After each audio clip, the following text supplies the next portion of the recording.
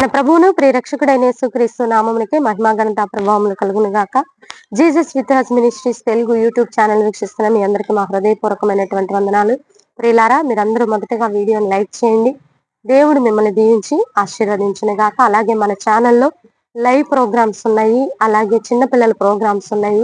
ఈ దినం వాగ్దానము, ప్రతి దినము వాగ్దానం ఇస్తున్నాం. అలాగే షార్ట్ మెసేజెస్ ఉన్నాయి.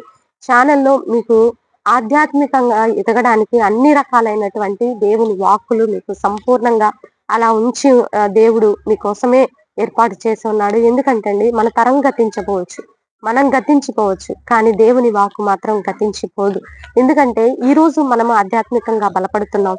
రాబో తరానికి కూడా దేవుడు తన వాక్కుని సిద్ధపరిచి ఒక ధనాగారంగా, ఒక ధననిధిగా దాచిపెట్టి ఉంచాడు. కాబట్టి అవన్నీ మీరు తెలుసుకొని రాబో తరానికి పరిచయం చేయండి. ఈ ఛానల్ గ్రోత్ కోసం కూడా ప్రార్థన చేయాలని ప్రభు నామంలో మనవి చేస్తూ, ఈ రోజు దేవుడు మనకిస్తున్నటువంటి చక్కని వాగ్దానము ప్రకటన గ్రంథం 3:12 చూద్దాం. చూడండి.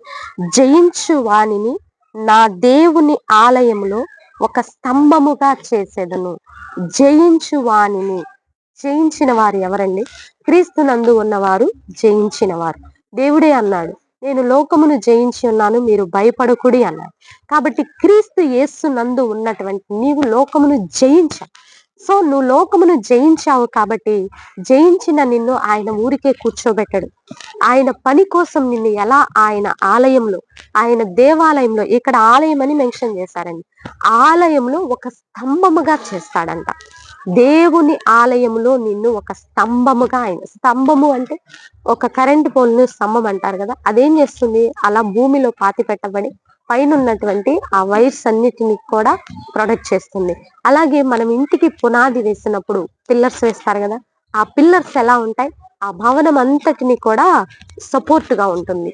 అలా సపోర్ట్ నువ్వు స్థానిక సంఘానికి నీవు వెళ్ళు. ప్రతి స్థలములో నీవు దేవుని పని ఎక్కడెక్కడైతే జరిగిస్తున్నావో ఆ యొక్క ప్రాంతాలన్నిటిలో కూడా దేవునికి నువ్వు ఎలా ఉంటావు అంటే, ఆ యొక్క పనికి, దేవుని యొక్క పనికి నీవు ఎలా ఉంటావంట, ఒక స్తంభం వలె ఉంటావంట.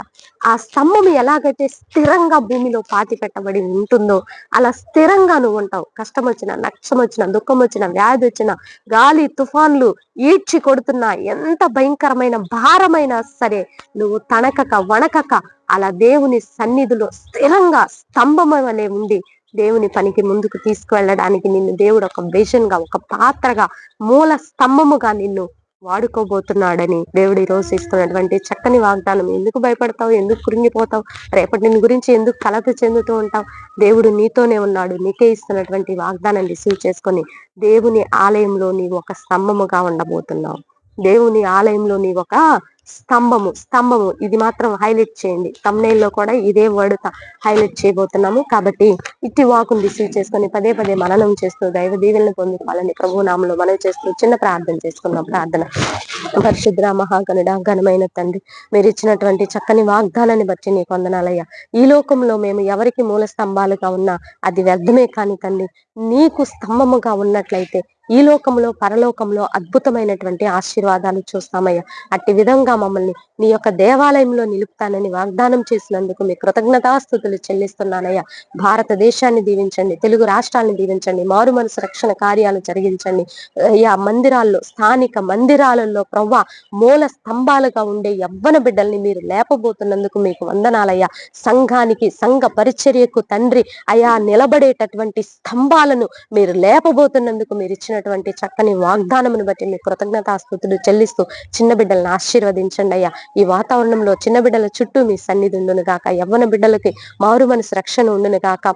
ఉద్యోగాలు లేని బిడ్డలకు ఉద్యోగాలు దయచేయండి. విడిపోయిన కుటుంబాలను కట్టండి. వ్యాధి బాధల్లో ఉన్న వారికి విడుదల దయచిపోతున్నందుకు మీ కృతజ్ఞతాస్తుతులు చెల్లిస్తూ ఈ దిన దీవెనలతో మమ్మల్ని నింపుతున్నందుకు మీ కృతజ్ఞతాస్తుతులు చెల్లిస్తూ ఈ రోజు బర్త్డే వెడ్డింగ్ డే జరుపుకునే బిడ్డలందరినీ దీవించి ఆశీర్వదించమని, మా కుటుంబాన్ని కూడా నాయన మీరు మీ స్థానిక సంఘములో అయా ఆలయంలో, దేవుని ఆలయంలో మూల స్తంభముగా, ఒక స్తంభముగా మమ్మల్ని చేసినందుకు అందుకు బట్టి నీ కృతజ్ఞతాస్తుతులు చెల్లిస్తూ యేసయ్య అతి పరిశుద్ధమైన ఉన్నతమైన నామం అడిగి వేడుకొని పొందుకొని ఉన్నాము తండ్రి.